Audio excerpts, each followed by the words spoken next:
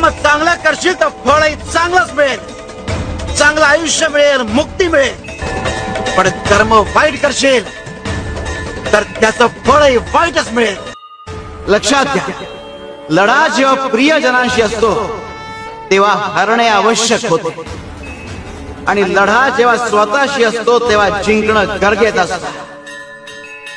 बाह्य युद्धापेक्षा आत्मसंघर्ष अधिक महत्वाचा असतो. त्यातूनच खरा विजय मिळवता येतो. शिव शंकर नमामि शंकर, शिवशंकर शंभो, हे गिरिजापती भवानी शंकर, शिवशंकर शंभो. बुडणाऱ्यांना किनाऱ्यावरून सूचना देतात ते सामान्य, पण स्वतःचा जीव धोक्यात घालून त्यांना वाचवतात ते असामान्य.